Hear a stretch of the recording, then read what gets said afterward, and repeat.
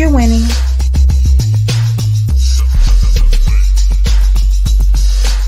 You're winning.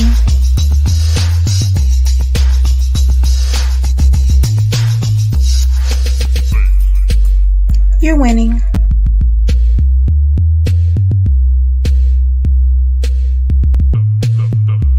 You're winning. Hello and welcome to another episode of Epic Understanding. I am your host, Coach Love, and Happy New Year. It is good to be me in 2023. Listen, I hope you feel the same way. The new year is always a good time to refresh and renew our minds. Today, we are going to be talking about the rewards of reconciliation, of recovery, of renewal.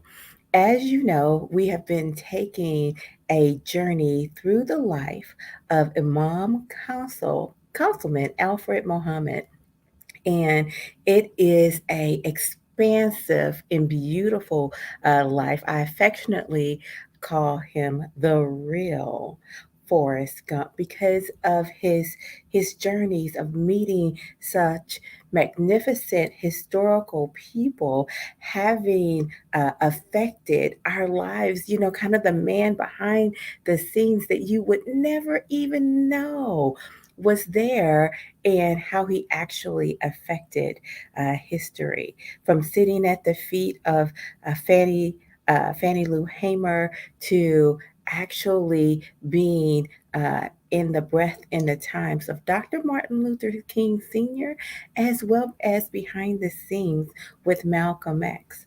But I tell you, that is not what draws me to him.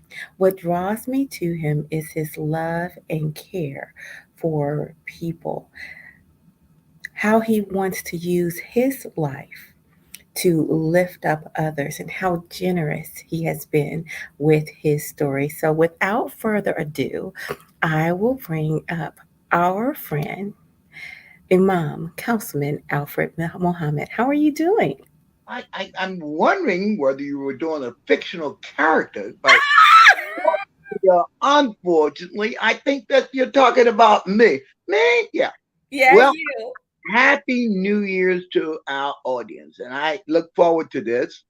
This is a very, I'm still conscious of my mother telling me to fix your tie and get straight. So, you know, you never get away from being mama's child, mama's boy. Yes, it is. Happy New Year's to our audience. It is Absolutely. delightful to be with you all. And you caught me on a very good day, but a very challenging day because Mhm.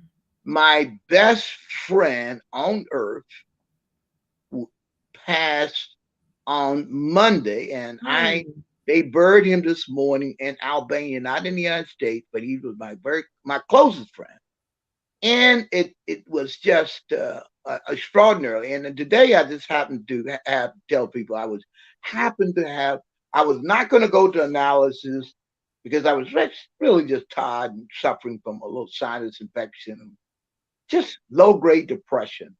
And I said, Hmm. let me go. And I feel a lot better. And now I'm looking forward to being with our audience. And I want to tell people the importance of self care, the Hmm. importance of friendship, and how to have a healing friendship relationship. And you were mentioning Dr. King Sr., but one of my closest mentor in latter years was the Reverend Gardner Calvin Taylor.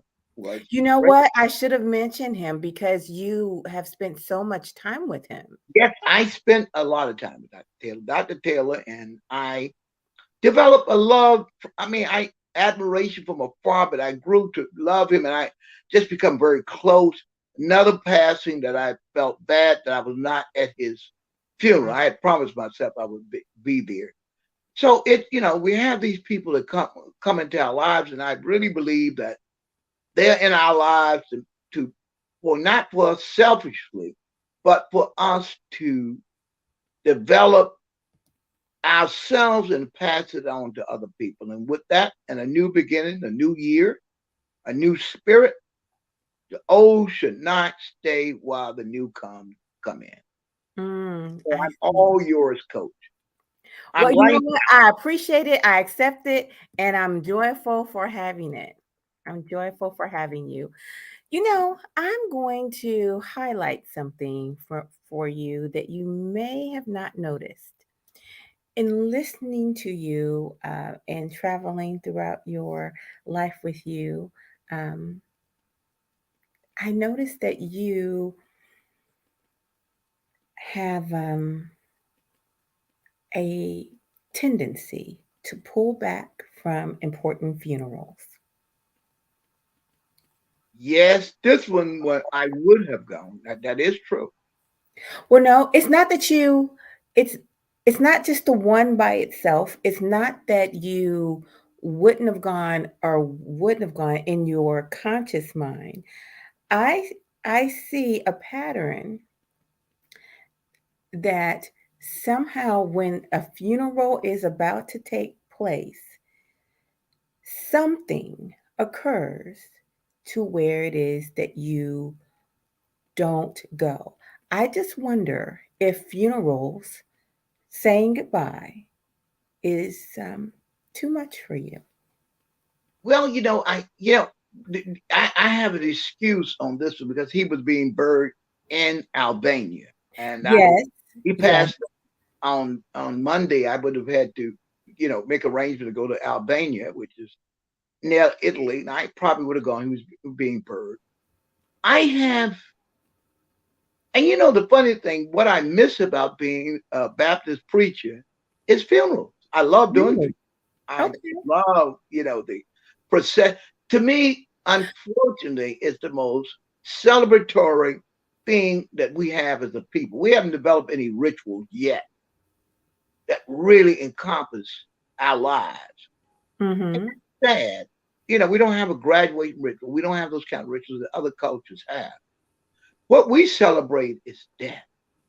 Mm-hmm. So the music is joyous and it's heavenly as the preacher walks in. The Lord is my shepherd; I shall not want. All rise, and it's just the ceremonial stuff. And when I was a pastor, and I never forget, I on my robe, my last robe I had to a Negro preacher to do a funeral. He never returned. So I used to have my robes. I used to love to have the robes on and just and flutter it. It's very interesting. Well, the singing and it's heavenly until the repast, and Mm-hmm. then all hell breaks loose. Oh,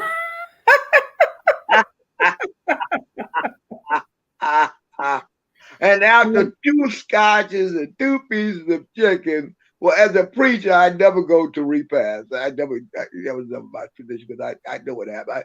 I think I met, I don't know what I mentioned in this program one time. I went to a funeral just to, that's how I got to know people in London because I used to go to all the people's funerals. If I okay. wasn't working, that's how I got to know the town. So if somebody's going to be buried, I go there. And you get to know the town because in the course of 2 or 3 years, you know everybody because you were Yeah. at that funeral. And the last one funeral I was at, and the pastor asked me to come participate in the ceremony, and I told him how much I missed it. So as we were processioning out, this lady said, "Reverend, can I say something to you?" Mm-hmm. I said, "Let us pray," because I know how she was looking at somebody that was marching out, that she all hell gonna break loose. And truth be told, I saw her maybe 3 months, maybe 6 months later, and she was what you call hell on wheels. And she said, I just gotten elected to the city council. She said, nobody sees you. Well, not good grammar, but nobody sees you. I said, you know what? I don't know math and I don't know chemistry and I don't know physics, but I do know Negroes. Oh. And anything. I said, I just saw you about 3 months ago at your brother's funeral. You hugged me and I prayed with you. Uh-huh. But anyway, I love Um, us. And she was just trying to start trouble. But anyway. oh my goodness. Oh my goodness. You know But what? If she was trying to start trouble, she found good company to do it with because you you had a number. to avoid it. I'm the last of 13 children. I know how to avoid it. We used to have some hell in our house, and I was all the way above the fray. But no, specifically of late, I think I have had a problem with him, and because of my illness, and you start thinking about your own mortality, Yeah. you start visualizing you being in that in that casket. It gets to be difficult. But I've been to funerals. In fact, I'm taking on a newer assignment as Mm. the Muslim funeral director of the Stratford Funeral Home in Staten Island. So I I will be doing the help assisting them in the Muslim funeral arrangements. I Uh, don't think you have an issue with strangers' funerals. I think that maybe when someone's close to you, I well, think it, it has a lot to do with that person. I went to my nephew's funeral. I yeah. loved him dearly. And I did go to his funeral. That was, let's see, about 2 years ago. And I was there. But it so happened that some of the other people, I don't want to get into it, but some of them I had problems around. So I would Mm, go to funerals. I was just at a funeral a couple of weeks ago and still go. mhm. Not close, but I mean, there were family members I had issues with. And that was my reason for not going. And Dr. Taylor's funeral, I just got diagnosed with prostate cancer. So some Mm, things can be difficult. that's fair enough. And if my friend had, I am going to a memorial service. They buried him in Albania. It pains me, but they are going to have a memorial service, I believe, last week in this month on Saturday, and I will be there. I'm sure I will speak because he told his family, he said, "Whatever happens to me, always let Alfred know." We were closer than brothers, blood brothers. Wow. I am so sorry that you lost your good friend. Yeah. Um, that is A real friend. I mean, I remember call when I don't just mention his name, but G. Bilal, and I hope to memorialize him and have something written about him. He was an extraordinary person. His dad went to school with Thurgood Marshall and Kwame Nkrumah, oh wow. and he was from a middle class family. Daddy, in fact, was the first prison warden. His dad was named Colin Brown, and Uh-huh. he was the first African American prison warden. That looked like a small thing. But back in the 50s and the 40s, they didn't have black people as the wardens. They barely had them as guards. So his father was that person. And it just, we were just exceptionally close. We've been, I don't think since in the last 52 years, it hasn't hardly been a day that we haven't spoken, usually every day, sometimes two and three times. Mm, yeah, yeah. Now that's a good friend because you tell everything to that person. Yeah, and yet he was the guy we weren't. Yeah, we talked, but here's the very interesting thing about him. He was one of these guys who closed off emotional. When he had to deal with emotions, he would deal with it by talking about jazz or something. But I will never forget. This is the most telling about friendship. I was in the hospital. I think I maybe shared that my wife was in the hospital, first wife at the time, and I needed somebody to take care of my children. I had to go to the hospital, and I had nobody to take care of the family. And he flew in from Minneapolis and took care of my children. So that's the kind of friend. I've been someplace he had $20. He said, "Man, take 10." That's the friendship we had. And that's the same thing with him. I said, "Look, man, I ain't got about $100. I'm gonna give you 50." We were friends. That kind of friend. Not a fair weather friend, but a real A real good friend. A yeah. real good friend. So, And I'm not when easy to be a friend to. I would share that with you. That's part of the scarring process. Because I do have an issue around intimacy and okay. bringing people in and walling people off. So, the preacher, professor, therapist is kind of distant, but to be intimately involved, it's somewhat difficult for me. And Why do you think why do you think you have intimacy issues? What's well, that? I'm by nature a loner. I Mm-hmm. have to accept that. So loners, we're very good at drawing you in, but staying. And obviously, loners, as I describe myself. I had issues around abandonment. Trauma with abandonment. Okay. It's something I have to learn. I'm learning. Hmm. So do you feel abandoned in this circumstance with your friend and he passed on, or are you Well, I okay think what with it? happened with him, it's somewhat complex, but he it, to due to certain circumstances, he has not been able to stay in the United States. And Okay. we're dealing with the American government. He was a person that got involved with a lot of uh, Muslim groups, and the American government. I'm gonna be honest with you. We have a government that I don't want to really want to spend too much time talking about, but there is a culture of paranoia that one has to be aware of in America.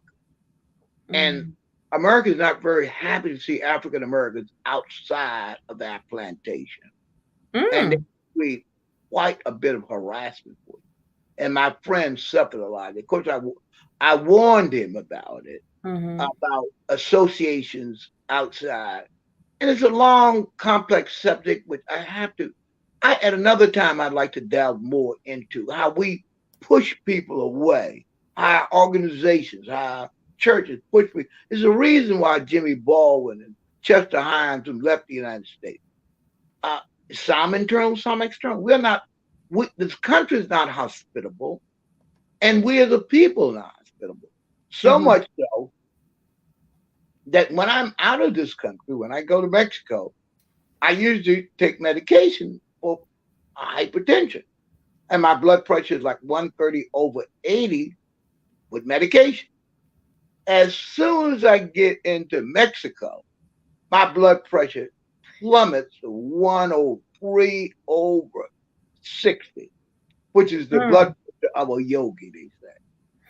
And consequently, my analyst said, well, maybe you should live in Mexico.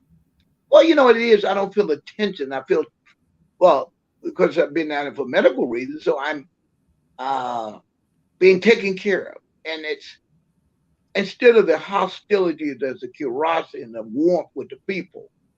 And, being an African American man is quite a burdensome task. I mean, being an African American, period. But here you're not feel welcome. And I think it goes through the pores of your skin and through your neurons. And, it can be quite different. In fact, so much so that an analyst told me you should probably live in Mexico. Mexico. And I kind of think that I might have in the next when I do retire, I might when I finish my psychoanalytic training, I may practice there and in the United States. I've never will abandon us, but I tell you, you have to be careful here to preserve your life. I think I probably live longer. I don't feel as stressed, and I think even my illness, cancer, it is a very important disease. It's to the state of mind. I Disease, agree with you. disease it comes at the place of the trauma. And that's kind of complex. And I'm not so sure I want to go there right now, but yes. Well, you But don't you don't have to, but I do really understand where you're coming from. There's been even studies done regarding self healing yes, that you know um, because we do self heal on our autopilot in some ways. When we cut our finger, our body heals that cut. yes, So yes. healing is possible. It is possible. And it really is possible to reverse diseases as there's work out now that, for example, cancer, and I've been talking to this analyst about this, is cancer it really affects where the point of trauma was.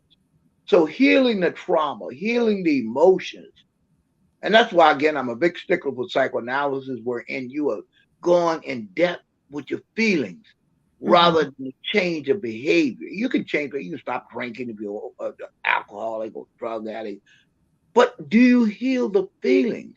Have you expressed the feeling that got you there? What Hmm. caused you to get there?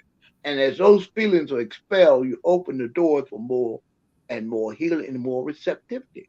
And let me tell you something. I don't think we have shared this with our audience. One of the people that had a great influence on me, and I never met him, was a reverend by the name of Reverend Ike Rincola. He was Mhm. famous during the 60s. He said, I don't want my pie in the sky after I die. I want my pie while I live with ice cream on top. And he said, only the best thing I could do for the poor is not be one of them. But he was big on visualization. And Mhm. and I have done visualization has helped me a lot, but I'm going to put more emphasis on and feeling the energy in my body, healing myself. And it's also good to do it with others. Well, I completely agree with you when it comes to visualization and expecting healing. If you don't have those habits in your life, particularly when you are sick, you are missing out. You are undermining the process. Medicine can only do so much. Right. Um, there is a difference between Western medicine and Eastern medicine. Yes. Eastern medicine really focuses on the whole of the body and having your mind um, heal you, as well as spices and foods and things of that Yeah. nature. But um, Western medicine sometimes misses out on that. So we need to have a balance of that.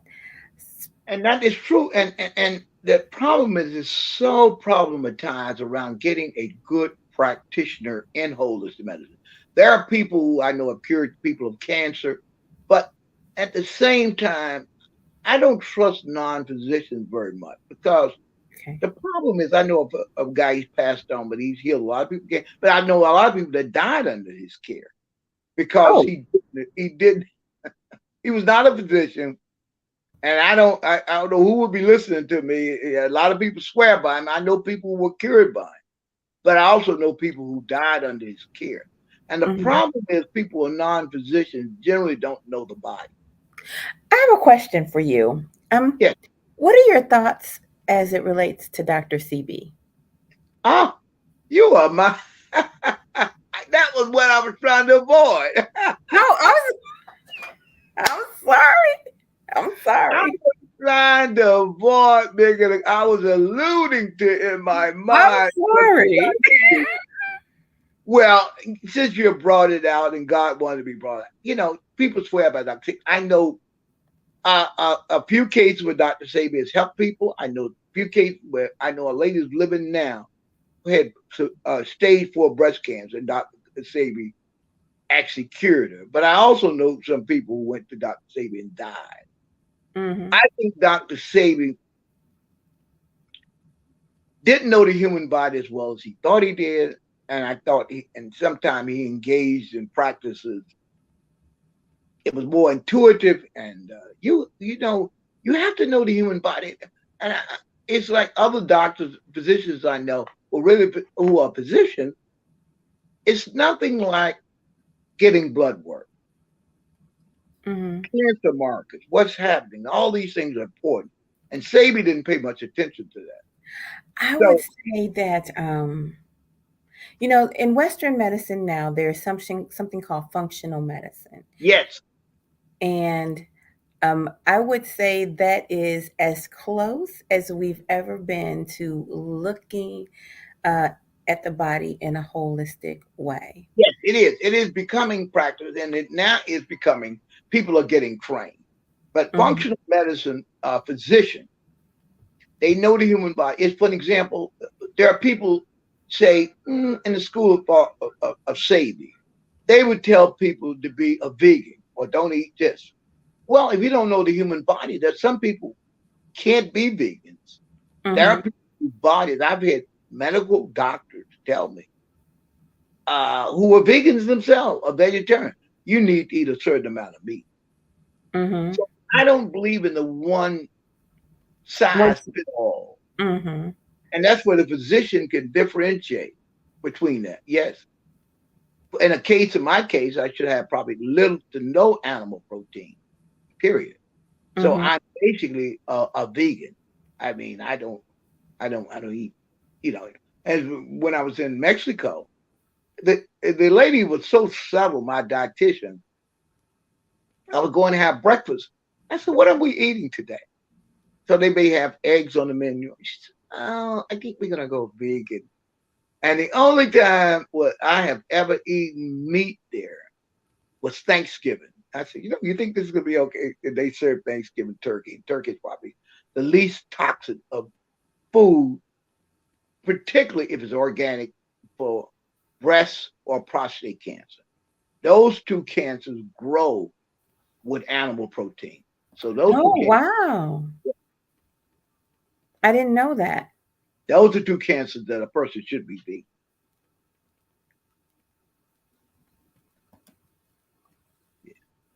Well, the Mm, reproductive organs need a lot of that. And when you think about the reproductive organs, those two organs are fed a lot by fuel by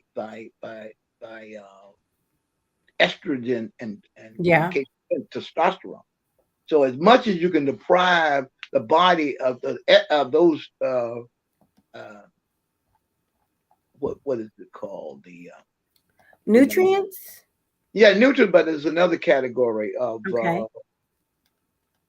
well it'll come to me medically, but it is it's important. So Okay. again, I think people should have physicians who are trained. There are few doctors who are trained in holistic medicine. There are Vedic people. Mm-hmm. So I mean, there are cases where a really physician would tell you you need medication. Mm-hmm. I Mm-hmm. mean, there are people that you need pharmaceutical medication. Well, we've had a few shows with physicians, medical doctors. We had he's a radiologist, but he's also in nuclear medicine, and Hmm.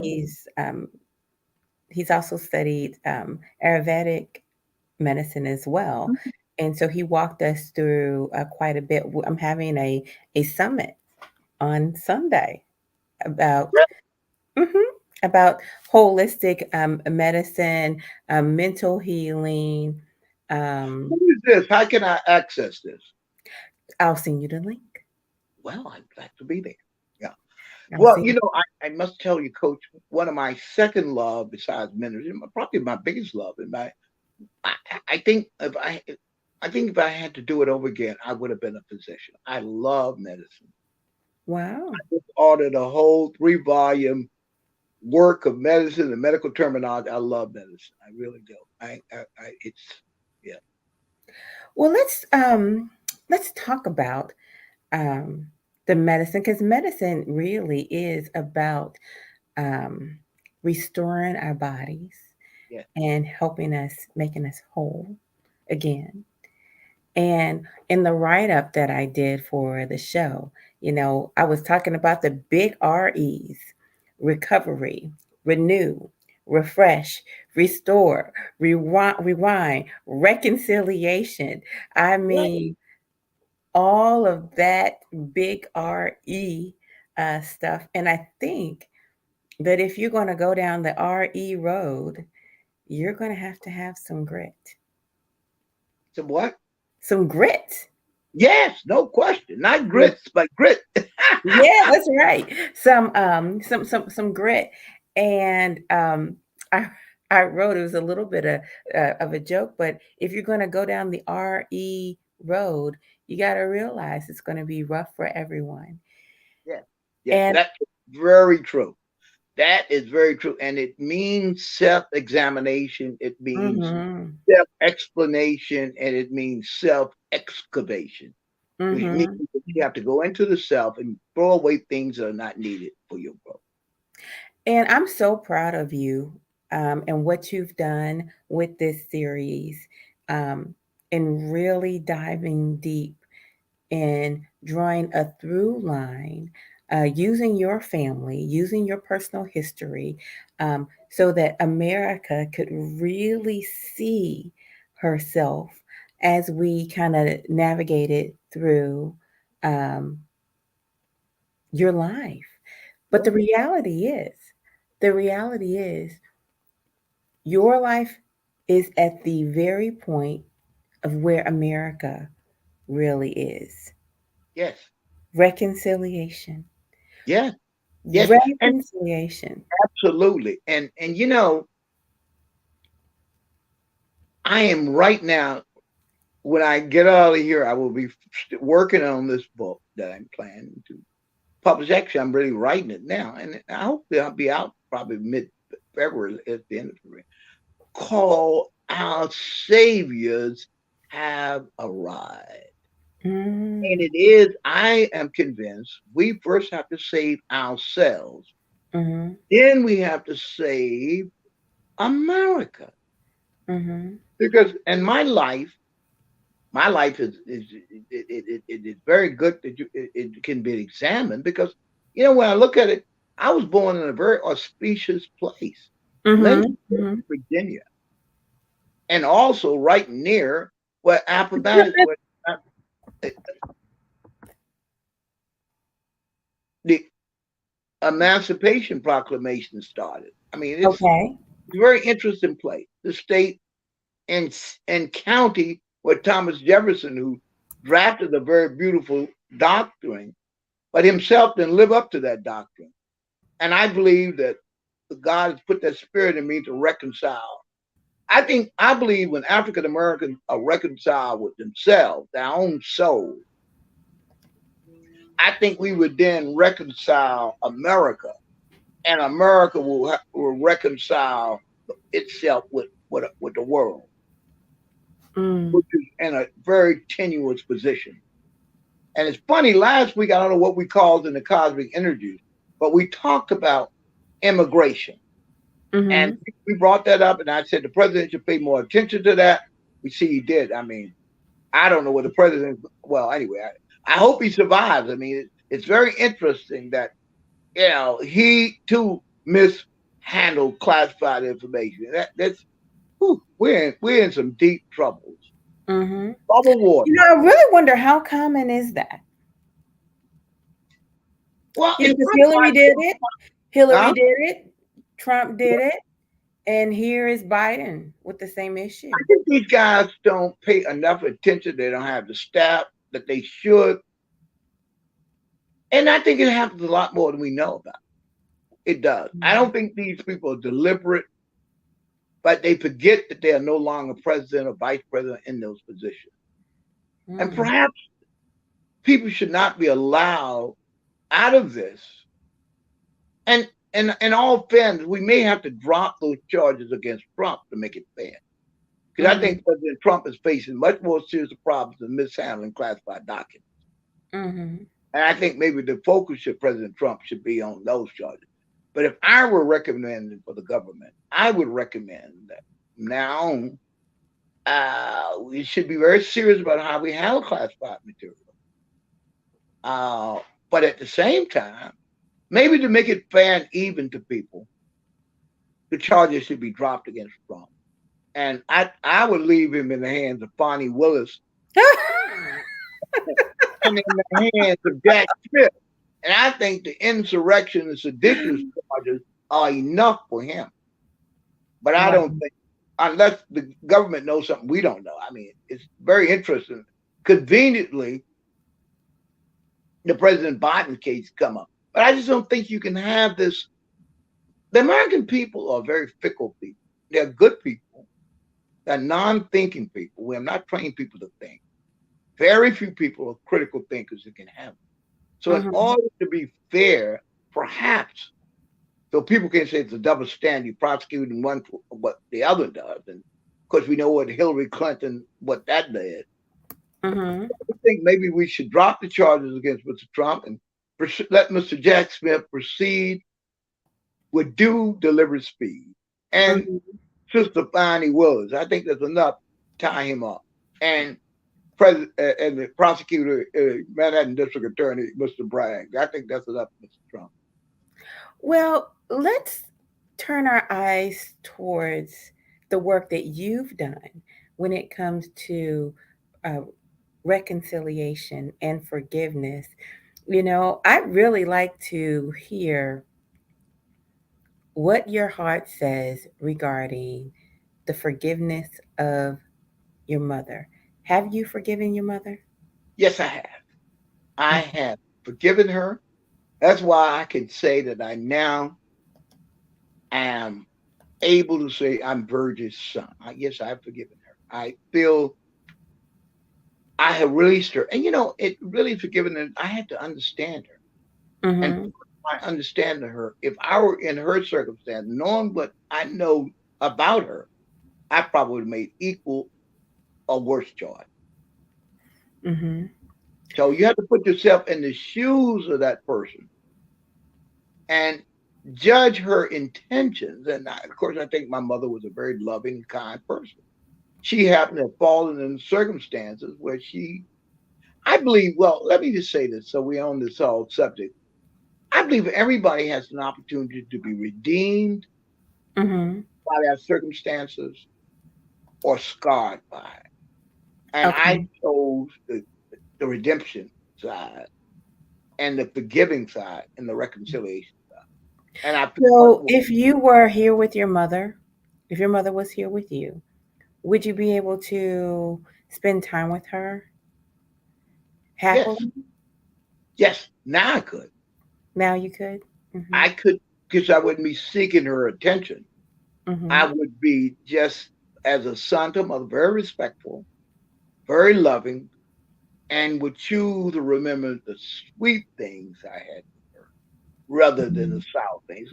When I really come to think about it, there are more good that came out of our relationship than it was bad. I didn't turn out to be a bad fella, but my laughter, my love, my humor came from my mother. And my interest in people, curiosity about people, is a direct result of my mother. So I could see my mother. I could see my mother in me. And then I said, oh, well, not a bad fellow. And she's not a bad mother. She was a Now I woman. like that. I like that. Sometimes to forgive someone or to reconcile with someone, we need them to own their past mistakes. Now, your mother reached out to you sexually to have sex with you. Right. Would would you need her to own that, or would you No, I just wouldn't. I wouldn't. I think she was just circumstances that grabbed her. okay? I believe that people who abuse people really is not so much for sexual needs. I think it's an anger issue. And I have to explain, I didn't actually have intercourse with her, but she was, it's still the fondling and all this stuff. Yeah, But that reached out to you sexually. Hmm. yeah, wait, that's right. That's right. But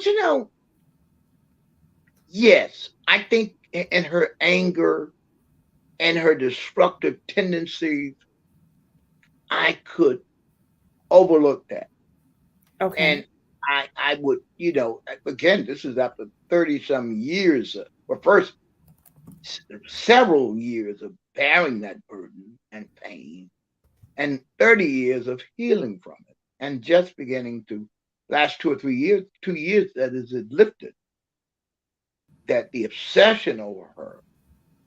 And that's one of the things they say about psychoanalysis. People say, why do you keep bringing it up? And more you talk about it, I never forget my first analyst told me that. I said, what is the purpose of this? He said, after you talk about it long enough, it will have no power over you. And that has happened over a 30-year period of time. It just have no power. And I can now see the good side of her, and I can laugh and think about her at a very joyful moment, and I can see the good moment, and Hmm. the darkness recedes. Well, we've talked a lot about adverse childhood experiences, and listening to you, I really do think a lot of what your mother reenacted on you was Mhm. her trying to figure out her own journey. Yes, yes. And her not, and that's the problem with the lack of thought. And that's the contradiction sometimes when people are spiritual and don't deal mentally. Hmm. And Hmm. mother was definitely a God fearing person, and you could see her crying and tears coming down her eyes when she was in touch with God.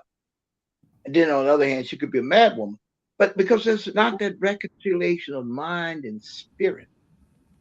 And I think that's what's going on with our people, is that mentally we we are spiritually connected to God, but we don't equate that with my action. They're put in one room, as one friend of mine who's going on to the Just Reward says, but our feelings are in the basement Mhm. and they surface into the living room. I think that's real. But sometimes you just got to bring them out to from the basement to the living room and talk to them Mhm. and have a conversation with them. And then you can say, okay, time to go back in the basement with the dog and all the rest of it. Wild animals. You want to know something? I affectionately call you the real Forrest Gump.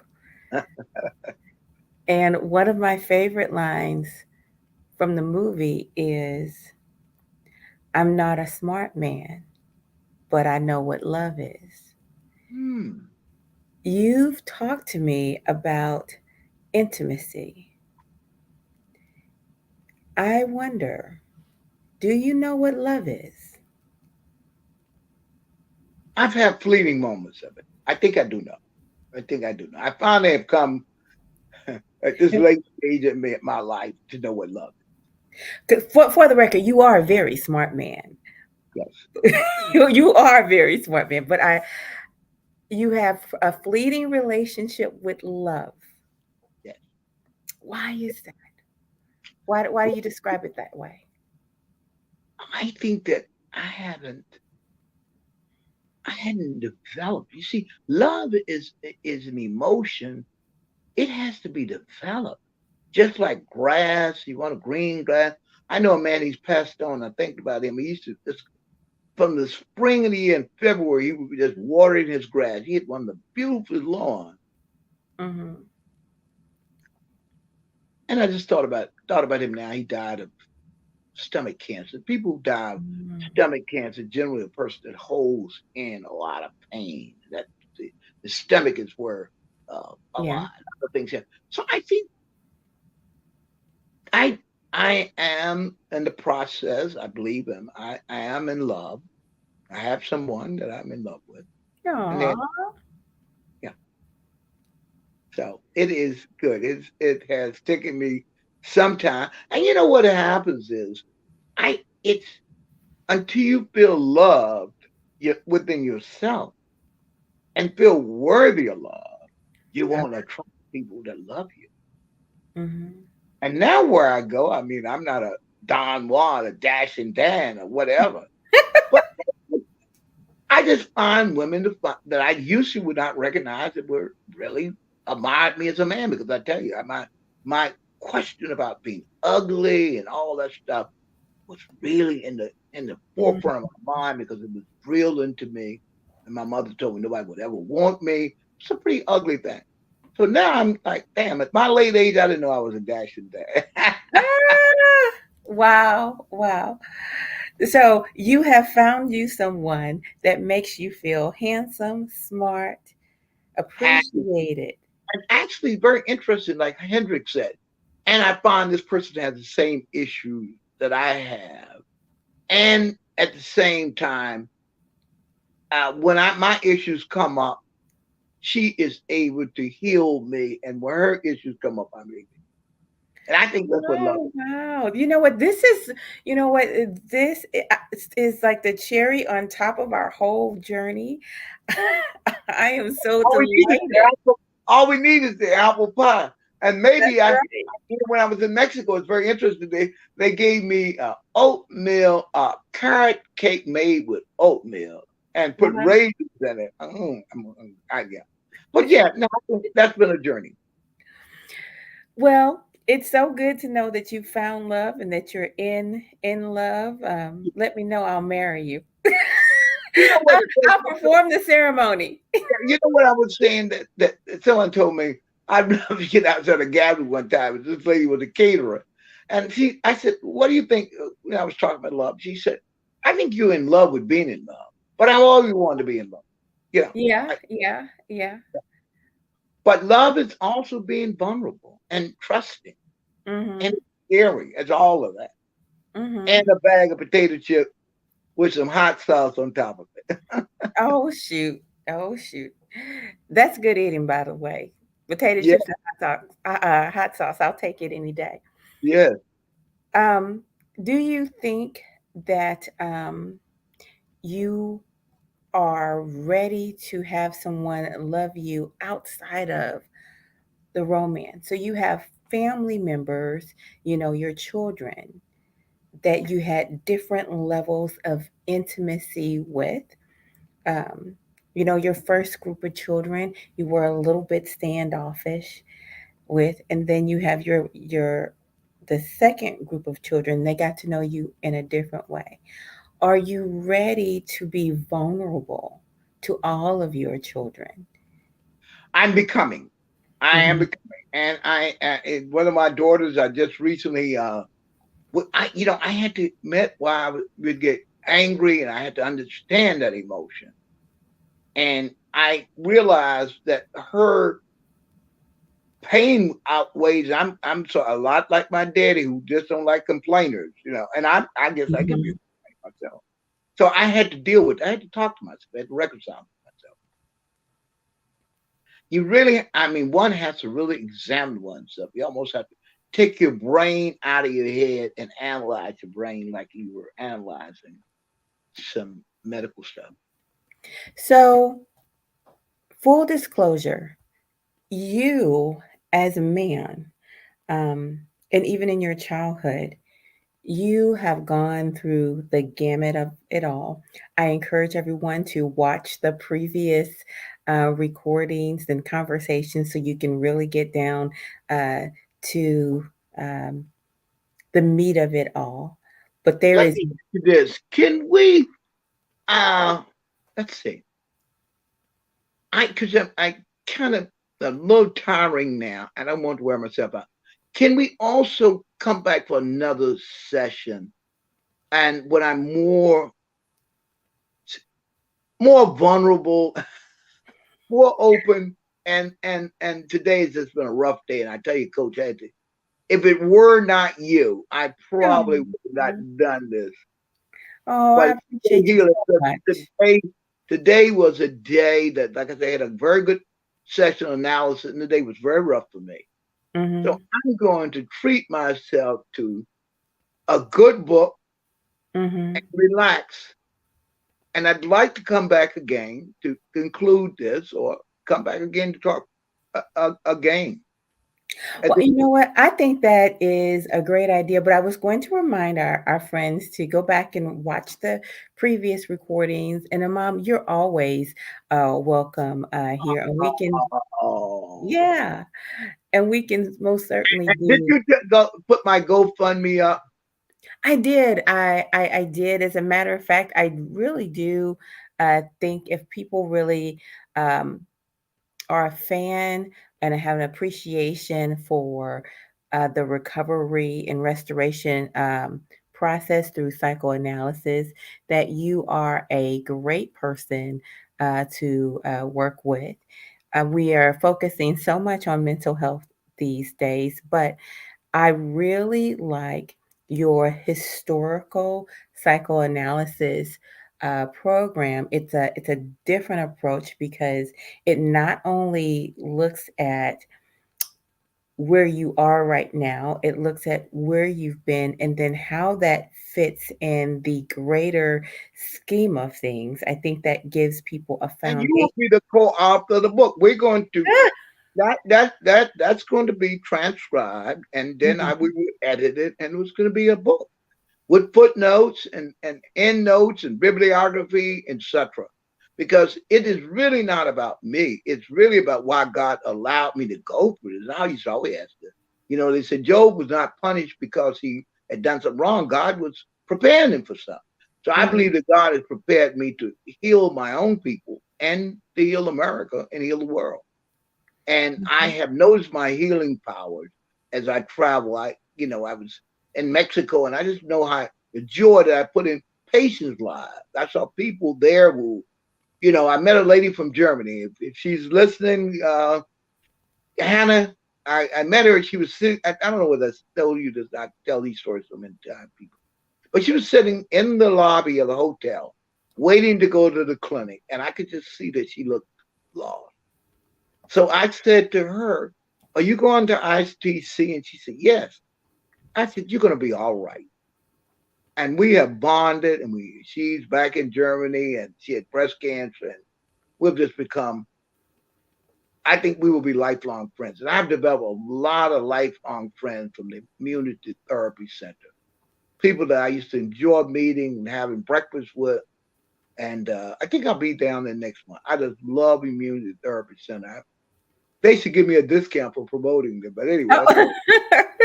perhaps so. Perhaps so. Well, before we leave tonight, um, do you have any advice for those who are starting down um, the reconciliation process? I would first say to people, first visualize it and affirm it. Visualize healing. Hmm. Have a picture of how that looks, what that looks like for you, and then affirm it. I'm determined to get healed. I'm determined to be well. But first, you have to admit that I'm not well. I Hmm. have a saying that I always tell people. I said, "It's how you doing, Councilman or Imam." I said, "Thank God to be alive and some degree of sanity." And I think that's how, but that humbles me. No, you're not. I'm not. I may not be sane when I leave out of here, but Hmm. I'm sure I will be, by God's grace, I will be better. And I hope to enrich other people's lives. And as a result of enriching other people's lives, I enrich my own life. Well, that's good. So we will I will be very happy to come back and on a less difficult day when my mind flows. And you're so good at it that bringing my mind here, but my spirit is heavy. So Mhm. my mind is not flowing the way I'd like for it to flow. Because I mean, I'm kind of right when I speak. I'm writing as I speak. So this is how it would come out. So I haven't, and I didn't edit myself, but I did feel free to say what I wanted to say. And now, again, I want to make some references to works I think people should study. So let's do this again. We shall do it again. Very quickly, but I will answer two questions before we go. Does anybody in the chat have? Well, there was a question that about your mother. They wanted to know more about your mother and her past, In what respect? about her abuse. Has she experienced abuse? Yes, I did answer it that way, but I guess there was a thought process of wanting to know more details. That's why I referred them back to the earlier I, I study. think I could only summarize because abuse is generally learned. So Hmm. it probably happened, as I would say again, my grandmother left my mother when she was very young, and sometime, you know, they call the oldest girl is expected to be the person that supplies the mother everything that the mother did. I mean, I don't know where that happened. I know one.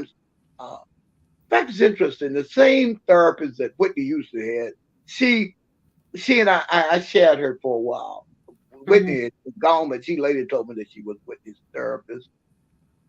And she told me that. So I think she was damaged too. I think something happened to her. I don't know it was not out of a vacuum that she was the person she was. So I know that your mother was sexually abused. Okay. I think so. Um, do you think that um, your mother was sexually abused by family members or? You know what? Someone said this is gonna be painful. I've been told that perhaps she was abused by my grandfather. Hmm. Again, I have nothing to document this with, and I haven't given much thought to that. I have such a delightful liking to my grandfather. But people have, I've been into families. I know people who were uncles and fathers who abused their children. So, Hmm. Hmm. so we know. Well, we read about Michael Jackson, and so it is not as uncommon as Hmm. we think. So it's possible. I don't have any documentation that nobody in the family will talk about. That's the whole thing about these families. Everything is a secret. Right. And we have to break this secrecy because it binds us and enslaves us and it prevents us from receiving the healing that we should have. Okay, now this is an interesting question. Comparing Prince Harry's situation to your situation, okay? Do you think that he should be speaking of the royal family in that way? Or do you think he should be quiet? Well, I think he has to tell his own truth. I would love to be his analyst. Anybody know him? I'd like to be his analyst. I think he's experienced a lot of pain. Mm-hmm. I think that if they can get through this, they may remain royal. Now they may be, they may, the people may reject them. Mm-hmm. Mm-hmm. I mean, I think the whole idea of growing up to be a spare is a very bad idea.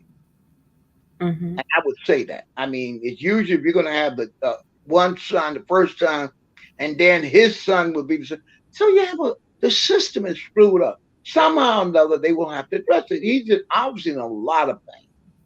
Mm-hmm. And they have been conditioned to be a stiff upper lip. And what we have is a real culture of hiding pain. And I Mm-hmm. think the prince is in a lot of pain. And I think his wife is in a lot of pain. And I think this is a relationship based on mangled feelings. I don't Mm-hmm. think Megan is at all a very healthy person. Mm. No, not at all. Now, what? Why do you say that? Well, I think she's a narcissist. And I think she's probably manipulating him. I think he's a Mm-hmm. very vulnerable person, not been mothered. And I think Megan is very good at coming in as a rescuer for a person. I don't see a real authentic person there with her. I Mm. see a very angry person that is interested in avenge. I don't see again Avenger. I don't see her as a very spiritual person. I think she's very mangled, and it's funny to say. I see him more as a victim. Wow. Wow. You know what? You're not the first person I've heard say that. So it's interesting. That's quite an interesting take on it. Yeah, I think Mhm. I think she is. I think she's. But I think that whole family, with all due respect, need a lot of healing. Wow. Now, I would agree to that. The whole family does truly need I a. mean, there was a public act taking place. I had to be very careful talking about the royal family. My son is in England, and I don't want to be disrespectful, but we're putting them on the couch. If I've been on the couch and I feel I'm royal, Mhm. they can go on the couch too. There you go. There you go. Well, are there any parting words for us tonight? Because we will pick this back up. Well, I think we've covered a lot. I think that as we recover, we have to recognize what we have undergone. I think we here in America, but I think all of us here, African people in the Western Hemisphere, have never dealt with the drama and trauma that we have experienced. And until like you have a blackhead, I don't know when I was a little boy, I used to love to bust blackheads on people. But Okay. Yeah. and, Yeah. I think that this is what will happen. We have to let lance the boil that's in us, Mm, and then we can heal. mm. To be continued. To be continued. Well, thank you so much, Imam. I am deeply grateful for you spending time with us. And I am too, and I'm sorry to use an old expression. I am about spent today. I was up this morning at 5 witnessing the funeral Mm, via Tirana, Albania. It was 12 o'clock at noon. That's how some Muslim custom bury people. And I mhm, was had to wake up and just to see my friend being buried in foreign mm. was a bit much. I can understand that. I can understand that. Well, family, I am so thankful that you've been able to spend time with us today. As you know, We are here on Thursdays, 8:30 Central Standard Time. We do have some specials coming up, and I'm looking forward to sharing those with you. Stay tuned for our. Think Uh, like I oh, think like something that my conscience says that always do before I leave is a word of prayer. yes, you do. Yes, you do. I wondered if you forgot that, but I wasn't going to I put you can't forget in that. that Look, position. I'm Virgil May's son, and she prepared me to preach. And she would always, I could hear her saying, "Now you didn't pray now." That's my nickname. Okay. So let us pray. Almighty God, we thank you for this occasion. We thank you for the coach. We thank you for our audience. Bless each and every person that listens to this. Bless their bodies, bless their mind, bless their spirit, and God pour out healing on them so they can be a blessing to the world, actually a blessing to the creation, and blessing to everything they touch. Amen. Amen. Thank you for watching, family. Thank you. Bye bye for now. Bye bye for now. Just for now.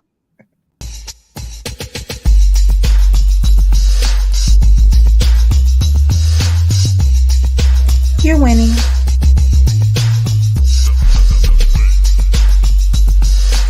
You're winning.